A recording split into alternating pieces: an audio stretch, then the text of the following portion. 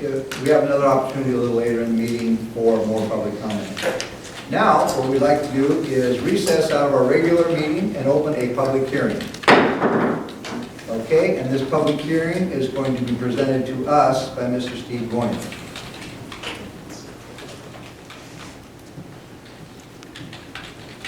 Thank you again, Commissioners. Brief staff report on the proposed tent encampment ordinance. This was initiated almost a year ago now as part of our land use audit by the Washington Insurance Company that provides insurance coverage for the city. There was a lot of interest in establishing some regulations for tent encampments, particularly assisting religious organizations as to how those could be done in a manner that doesn't hinder their religious practices, but at the same time protects the community and others. We initiated that process around the time that we were embarking on discussion of that draft ordinance. We established the Human Services Committee. At that time, the Commission's direction was to have the Human Services Committee come back with a review of that and propose some amendments to the proposed draft language. As the committee discussed that, there was really a lot of wholesale changes that the committee felt would be important. And as I described in my last briefing, what we landed on was a tiered process that would facilitate different levels of encampments, if you will, based on mainly the number of people, but also maybe the relationship between those folks. The lowest tier, which is described in the ordinance, is for a situation where you're simply trying to accommodate some family members, and that could be done in the backyard. There's a set of guidelines within the regulations to describe what those would be, and as I said in the staff report, we envisioned regulating that in a similar fashion as how we regulate home occupations.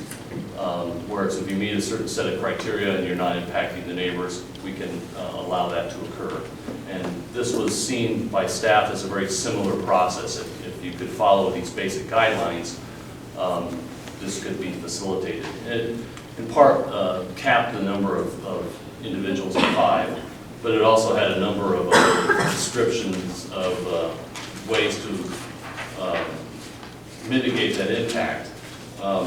One of the differences, I think, between what the committee was recommending and where staff fell was over a type of screening that might need to occur or should occur. Staff's position is that there should be some sort of fence or permanent screening that's applied or in place, either in the side or rear yard where this is occurring, that would act as not only a screen for the neighbors, but also a buffer from folks just kind of meandering in and out of camp, whether they should be or not.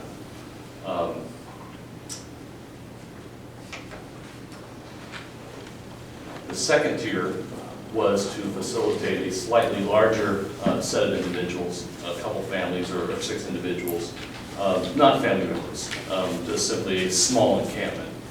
Again, the regulations describe, and that's in the draft ordinance, a number of different provisions that would be in place for that to occur. We stopped short of requiring a public hearing and a review process, but we established a number of standards for that. And again, the recommendation from the Human Services Committee was to allow that type of use on any properties. Staff's recommendation is to limit that to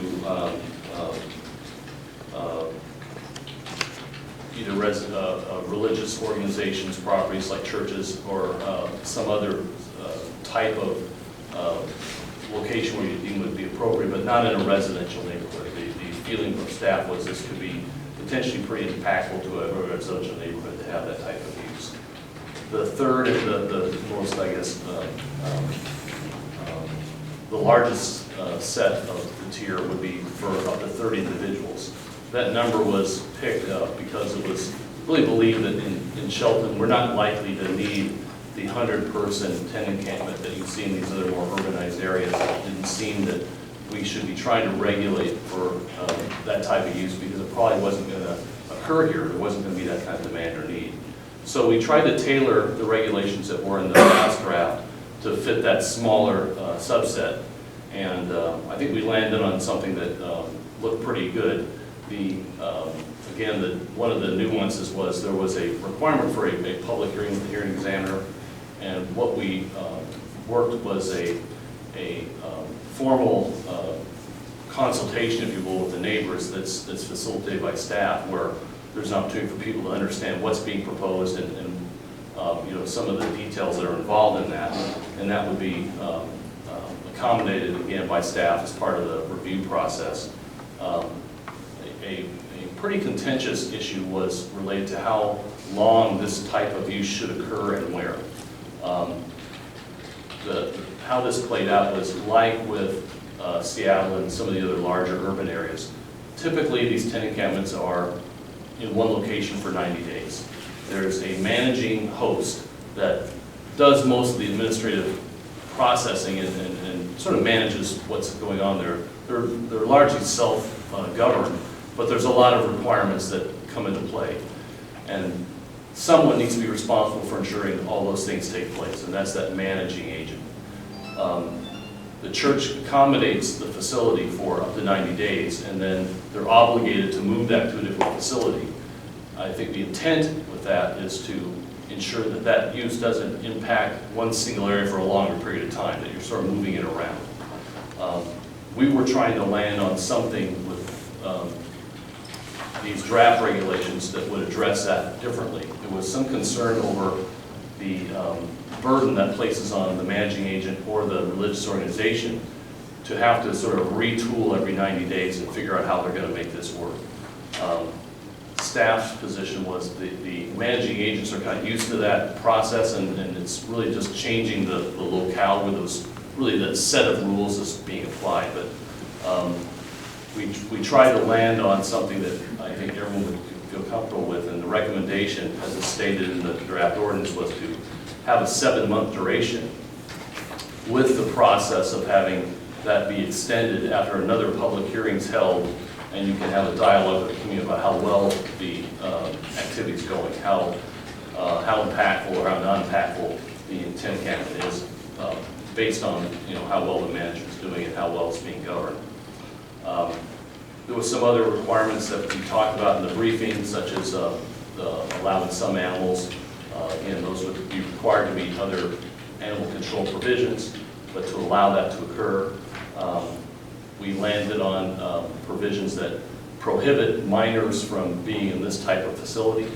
Understanding there might be a need for providing some sort of facility like this for minors, but staff's belief was that this wasn't the appropriate venue for that, and that we were probably going to have more problems than not by facilitating that. So the provisions prohibited minors from being, unless they're with their parents, from being in these facilities.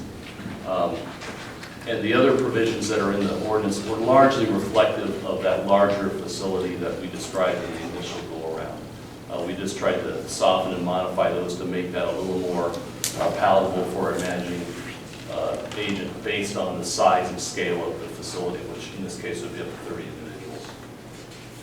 That summarizes my overview of this ordinance. I don't know if you have any questions before we go into public testimony. Yeah, generally, I think we're going to the public testimony, but we might have some questions for you first, and then we'll get the public testimony part, and then we come and we kind of do our little critique on this. But I had asked, I think, last week or a couple weeks ago about the input from the law enforcement side of this, and had they had a chance to review this, and did you get some feedback from what this would entail? What for them?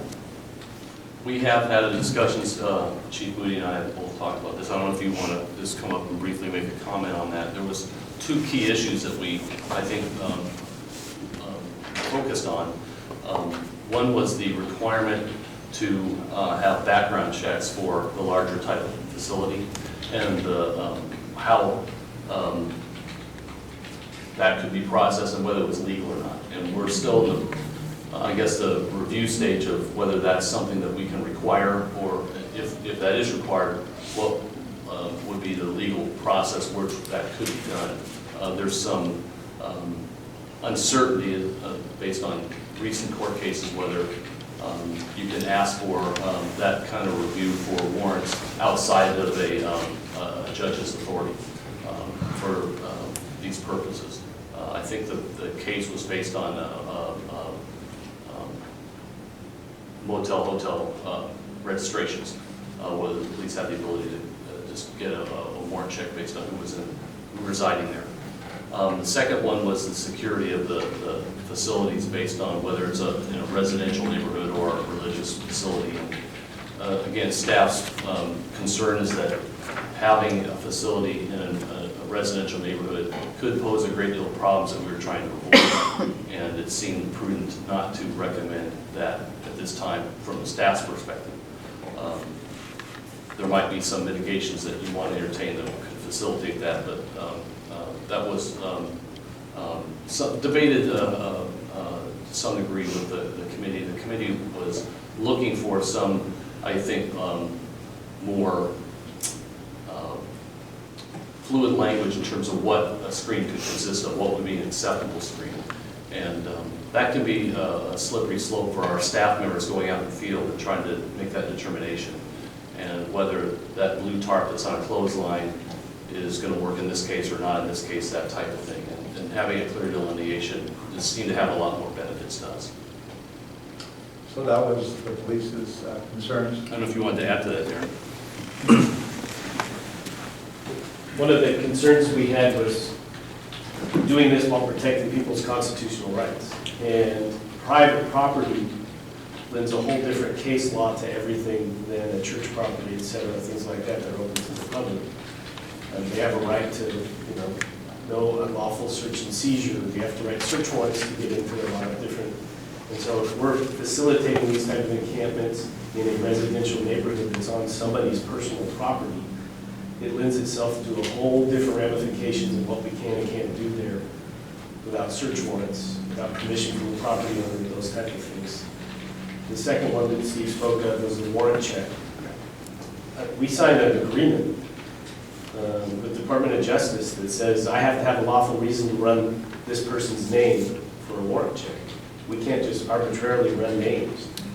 And in that, there's case law that just came out from the Supreme Court. We used to be able to go into a hotel room, and cities would enact ordinances of the hotel-motel ordinance. I could look at the registry and run names off of it, and the Supreme Court said no more.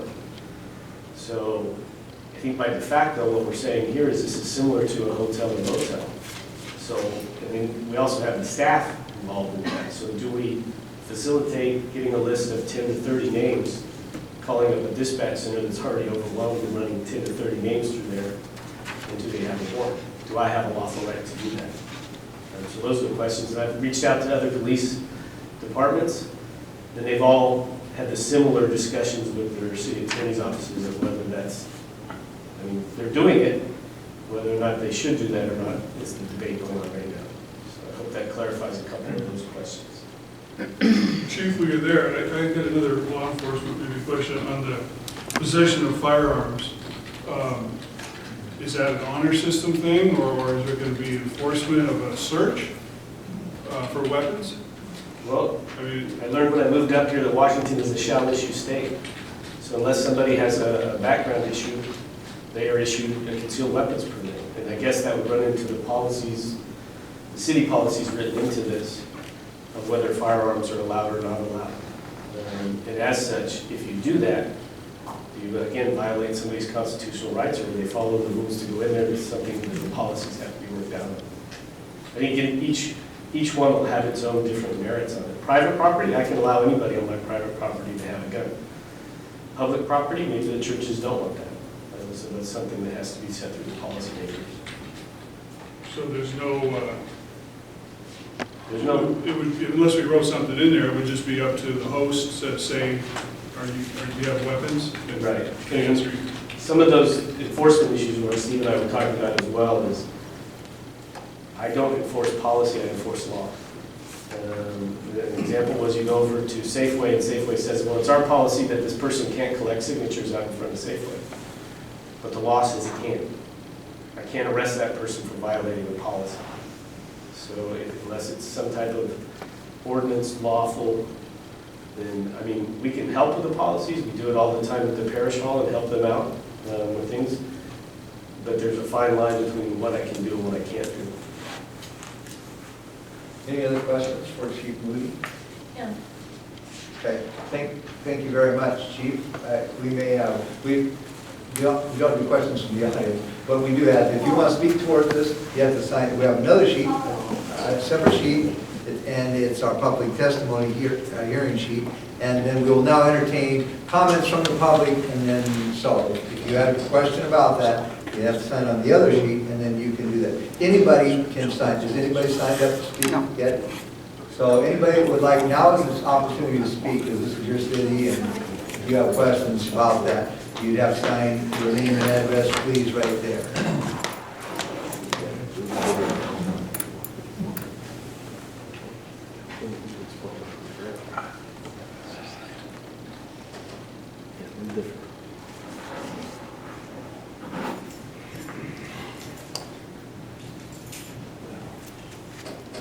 And just state your name for the record again. Yes, Lisa Renfro. I was reading something in the ordinance before that was saying that a fence is not allowed because then they can't see or get for intruders or people who are fleeing if they're doing something wrong, because you were talking about fencing versus screening. So, but the type of fencing that you can see through, you know, that are low. So, you know, I was wondering if they had to include that in the churches also, that, you know, fencing is not allowed as the old ordinance, but it could be if it was spaced, if it's in a church area that has some fencing that has the low bars, you know what I'm talking about? Or am I just being literally illiterate? I guess I could ask staff if they have an answer to that question on the fencing. The fencing that staff was proposing would be a solid fence that would be a visual screen as well as a permanent barrier. It would not only keep people from just freely coming and going, but it also provides a privacy screen for the folks that are inside the encampment. The discussion was what could be an acceptable screen for some of those purposes. And I think the intent of the committee was to try to find something less costly. If you were trying to facilitate a family staying in somebody's yard, how could you allow that without going through the requirement of building a fence? And what kind of screening would be acceptable? And the dialogue went along the lines of maybe you know, something that's just hanging there on a line, or something else that's less costly to do, but it doesn't serve a lot of the same purposes in terms of really being a barrier. And we were also concerned with the aesthetics of that kind of approach as well. So that was the dialogue that was occurring. Thank you for doing that. Eric, did you want to speak? Yeah. Okay. 3 minutes, and just state your name again for the record. Eric, let's go, Christie Court. I just had a question about the lowest tier. Are we going to ask for families to get a permit to have their family come stay in their backyard in a tent for the summer, or that was, I mean, for taxpayers, they should pay permits? I think so. Yeah, well, it would be. I mean, I don't think the law allows for people to, for long periods of time, sleep in their Well, I'm not backyard. saying long periods, weekends, a week. Well, I don't think anybody, I'm sorry, conversation here. I don't think anybody is busting people for having their relatives come over for 2 weeks and stay in their backyard. We're talking about a process to where a lot of people, homeless people that are relatives, could come and stay for an extended period of time. And there's all kinds of different things that kind of go with it. If you were living right next door to somebody doing that, how would that affect you? If you had one on each side, and if they were not the most productive members of society for whatever reason, and you had a lot of activity going on here, I think there's a lot of questions, a lot of things that we have to look at. The current ordinance right now, just to clarify this, Mr. Goins, is, what is the ordinance right now for somebody having a tent in the backyard and relatives coming and staying there?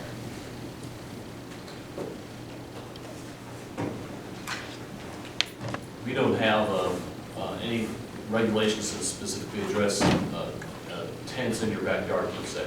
We do have regulations regarding RVs, which is, I think, somewhat of a parallel here. The ordinances allow you to, oh, sorry, I thought I pressed the button. Yeah, push button. The ordinance that we have in place allows you to place an RV on your property. Let's say that you have some relatives moving from across country and they want to stay for a couple of weeks at your place. You're allowed to park an RV there and have them enjoy that facility. I would presume that the same provisions would apply if they wanted to set up a tent instead. And I think it states 15 days literally in the code. This is, I think, different in that there's really no time frame discussed here, and there's a lot of other concerns that comes into play. Sanitation facilities, you know, the long-term effect of the loss of privacy for your neighbors. Those are the kinds of things that this process would help to address. But the intent was to try to accommodate that, facilitating family members in a manner that didn't become sort of bureaucratic in the process of getting it. Did that answer your question, Eric? But yes, maybe. Yes. Well, with my best attempt. Did you have another question? No, thank you. All right. Thank you very much. Any other public testimony? Okay.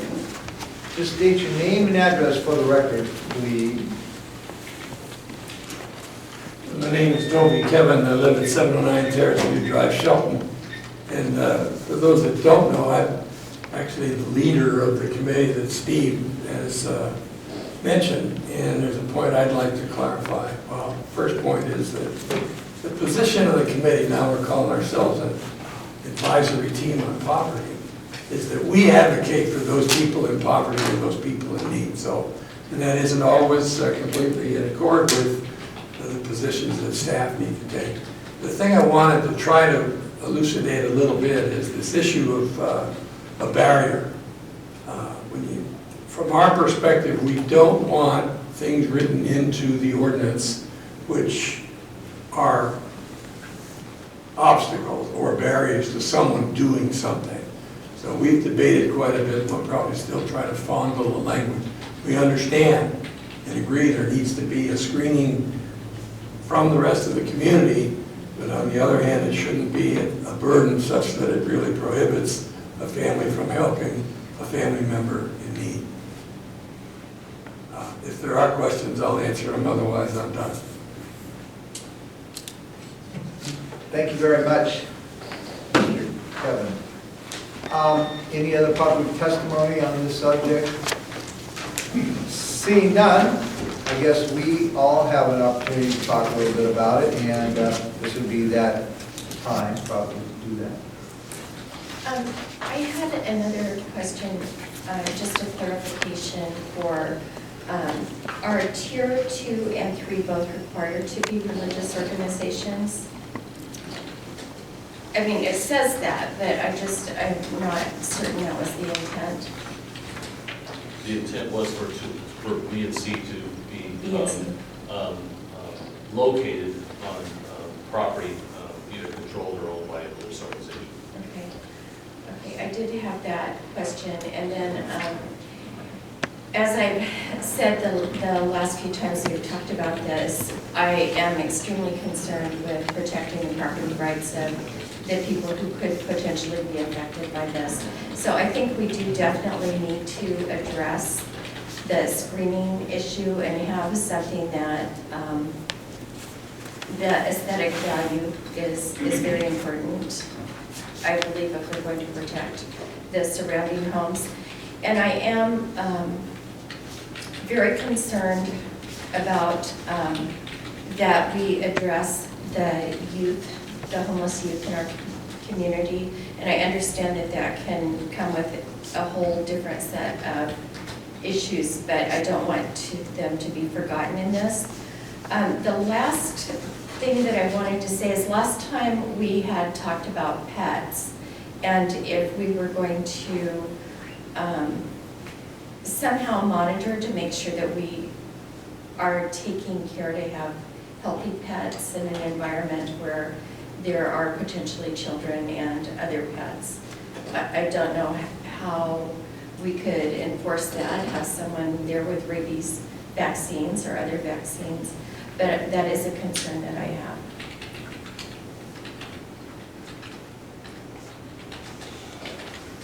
I got a few comments. I'm concerned about the weapons thing. I think that we need to look in, who's got the liability on that? If there's no process for searches, if we're just taking it on the honor system that they're not armed, if we allow that as a policy, are we accepting the liability that we gave them permission to not search? Another one is on the public health department. Have you run this by them? Would they be on the hook for enforcing this as far as the health and safety standards? You know, when you talk about diseases and things like that, are they on board with this, or have they been contacted? We've contacted county health. They haven't responded in either stating that whether they had concerns or not. We anticipate we'll receive some comments in the next 2 or 3 weeks, and we certainly could relay whatever those comments and concerns might be. The provisions that we provided were based on examples from other jurisdictions, and we felt comfortable that those have been reviewed because other jurisdictions have been considering those as minimum thresholds for making sure that, particularly with food prep areas, that people are safe and we're not create a situation where we're going to get people sick.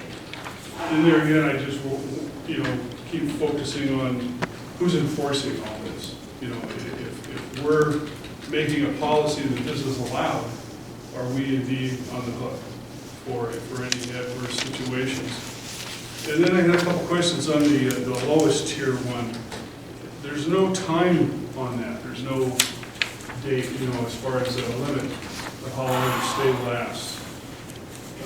Was one concern. And the other is, it says the host resides on the property. Does that mean it has to be an owner-occupied residence? And who's going to enforce that as far as who's monitoring that? It's going to put more burden on code enforcement, it looks like, which we're already kind of overburdened and not taking, not able to handle what's already on the books. The question of the timing, the committee didn't land on a timing for that. The impression of staff was that there wasn't really a desire to see that have a sunsetting. No, I didn't mean a sunsetting, I meant a duration.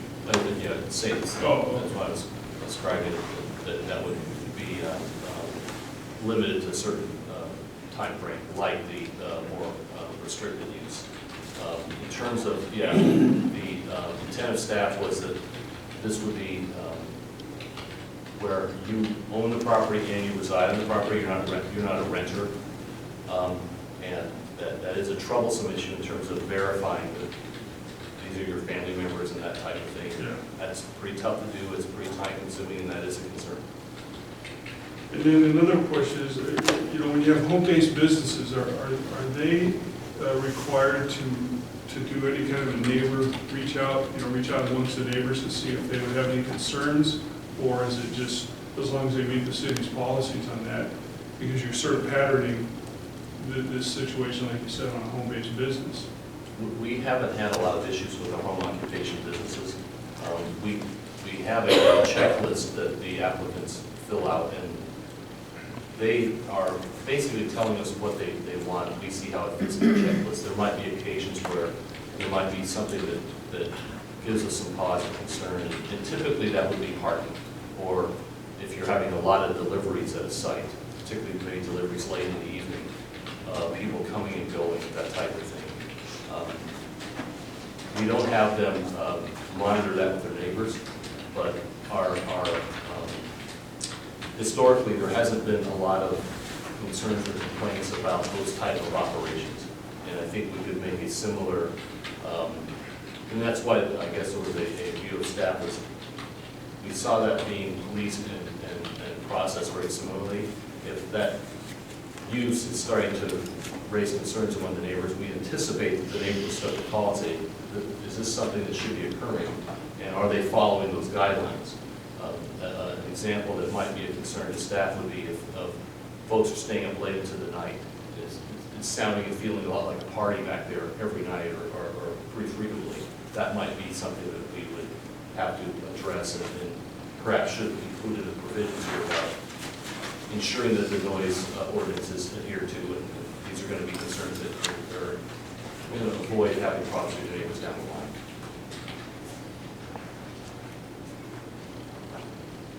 Yeah, and then I guess the other comment that you touched on is the using RVs as most city lots don't accommodate an RV very well off-street. And I just worry there again, enforcement. They start parking out front, 2 or 3 of them or something.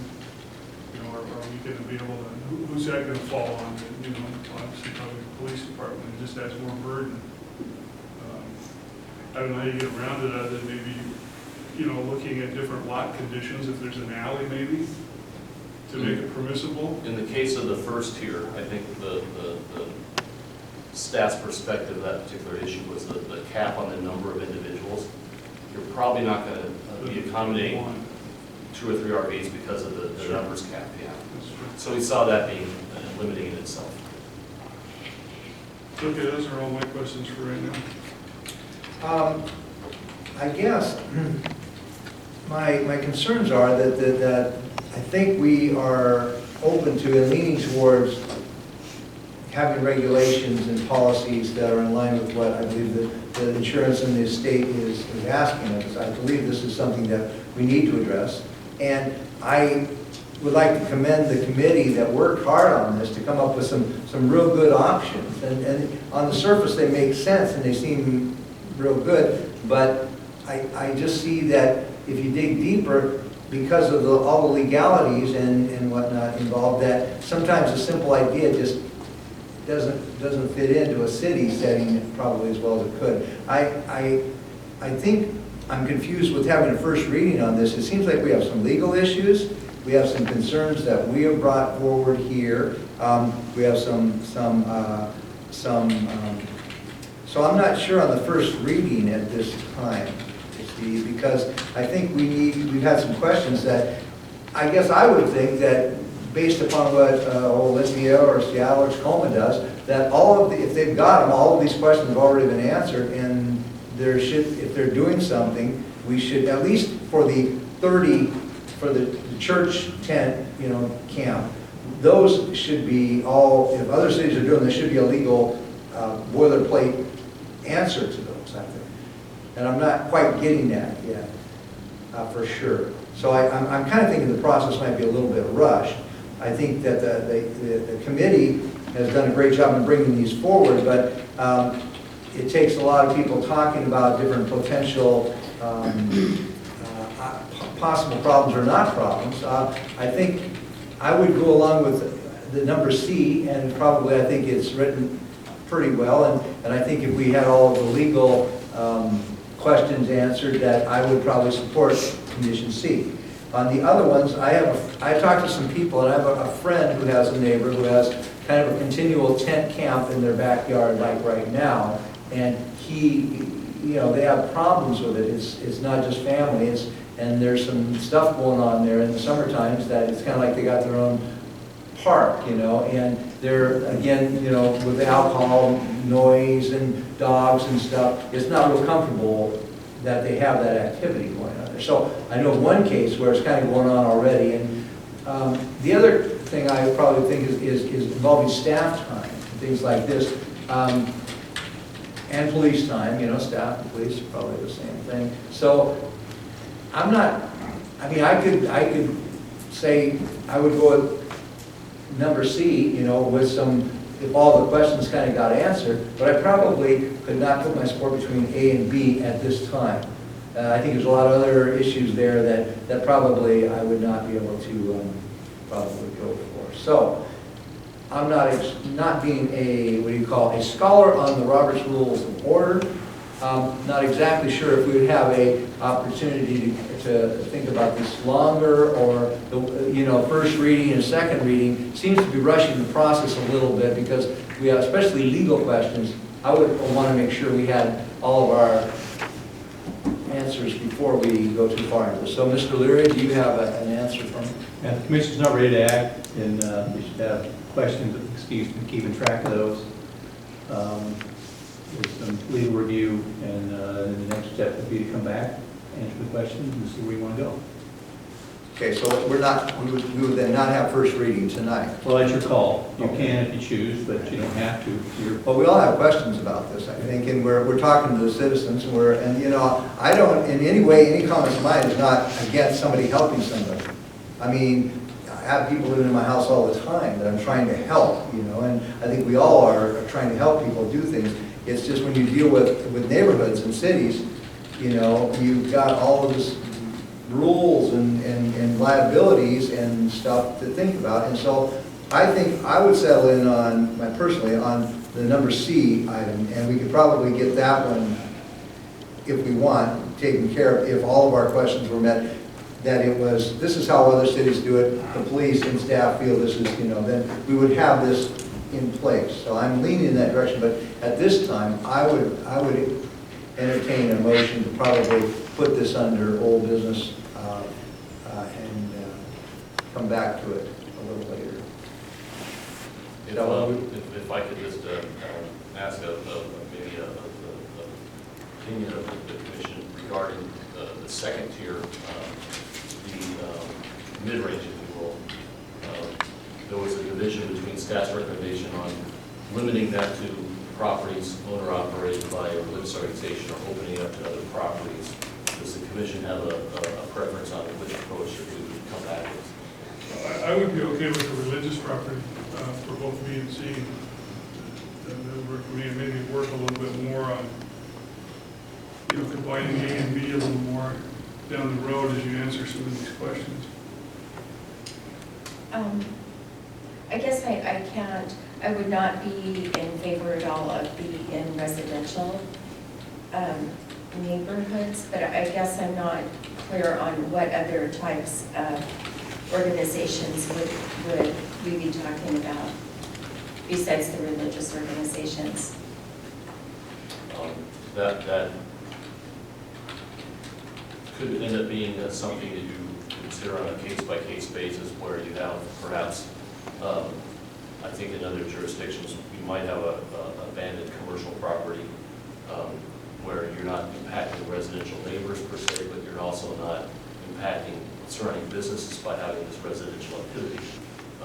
As an example of where that could possibly be accommodated besides it on church grounds.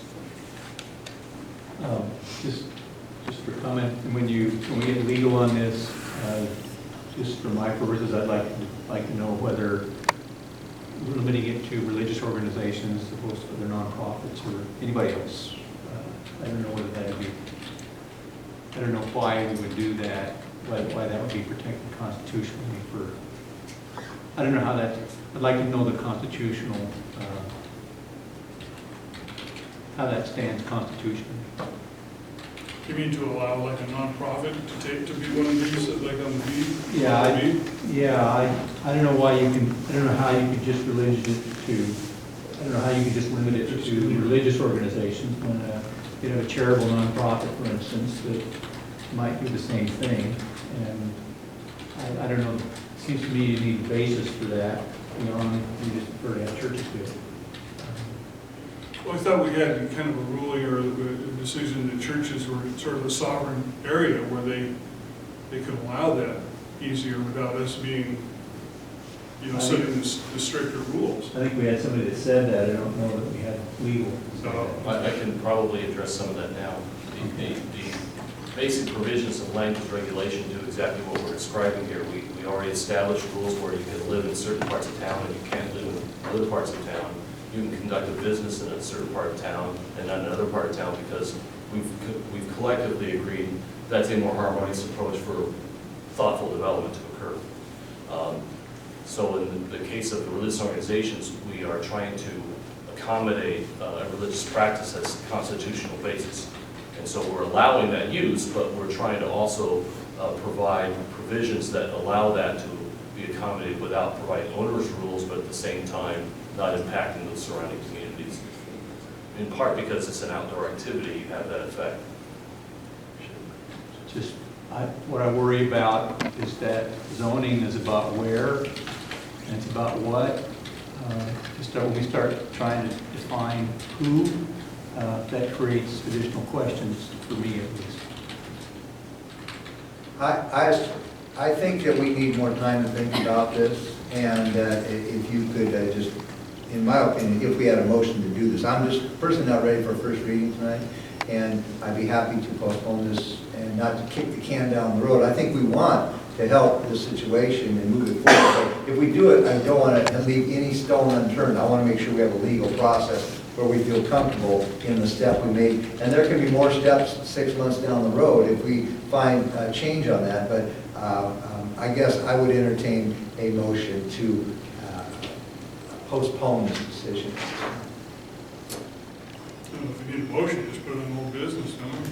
Yeah, it'd be helpful to Steve if we knew when we're going to bring it back. And also, I think we should get Steve's advice as to how long he thinks it'll take to do the staff work, so we can come back with good work, so you'll know where to go from there. Well, we can talk about it next week. I just know that we got many questions here, that we have, we need legal answers to. So if Steve can do it in a week, Steve, it's up to you, man. I'll speak of myself in third person. Steve maybe can't do it in a week. Yeah, and that would be the right way to do that. So, part of the consideration here was to try to have this discussion at an evening meeting where more folks might want to attend or be able to attend. The intent was to bring this back on the 20th for further discussion. We anticipated that there would be a lot of issues that we need to resolve, and we're not trying to make this happen at any kind of rapid pace at all. But on the other hand, we wanted to try to accommodate a process where it doesn't take 6 months like a lot of bureaucratic processes seem to take. We've been at this almost a year as it is. So we're trying to bring a conclusion to this, but we can bring this back in 2 weeks or a month. And that timing looks fine for me, but next week probably is a little soon. well, A month would be great. month? Does that sound okay to the committee? Question? Or more. I think the committee would be glad for 2 months. We really want to do it right, and the committee's here, and if we're not under a real rush, I just know that if we do something, we don't want to come back a week later and say, oh, we broke the law. So I think we need, all of us need some time on this. So I guess I would entertain a motion for 2 months, I guess, to relook at this. Got to decide also whether you're going to leave the public hearing open, or whether you're going to, so you've got an open public hearing right now. You're going to suspend taking input, you're going to keep input going for the next however long it is. So you want to factor that into your choice too. Well, From a legal basis, you can leave the hearing open provided that you pick a date certain tonight. We just can't say 2 or 3 months. Sure. And leave people kind of hanging as to when that is. If we pick a date certain, then that's an available option. well, that sounds okay to me, to leave it open and to do that. The biggest problem in this type of an issue is what's going to happen. We're going to come up with a policy, and then everybody want to come and talk about it after we put it in the law. That's generally, it's hard to get people out there aware of this. And then, I didn't know you did this. Well, we took a lot of time doing it, so I would entertain a 2 month and keep the public hearing open and come back and make a decision in 2 months. I certainly think we could iron out any of our questions within that amount of time. So, Would you like to select September 7th as an evening? Well, meeting? that's good. The holiday. It's the Oh, that's the DBA thing, because that's the Labor Day. Yeah.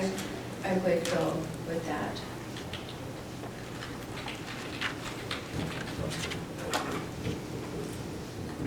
so we don't need a motion? I think we're fine. If there's a consensus, we're good. All right. Yeah. So we're going to keep this public hearing open until, what was the date again? September 8th. Okay, and if you have friends out there that are concerned about this issue, then talking to us over the next 2 months would be beneficial. And I will personally work with Steve again to make sure that if there's legal issues and whatnot, we want to make sure that we've got everything taken care of. So when we put something in a policy, then it is legal. So, Okay, thank you. Public More public She wants testimony? to speak at the end of the meeting. Oh, at the end. Okay, so at this point, we I mean, I can do it now, it pertains to this, or I can wait to the end, whatever you're So why talking. don't you come up Public and, hearing's still open. yeah, the public have closed up, this, okay? Thank you, Miguel. My name is Gail Strauss, and I live at 30 Southeast Mount Constance Court, Shelton.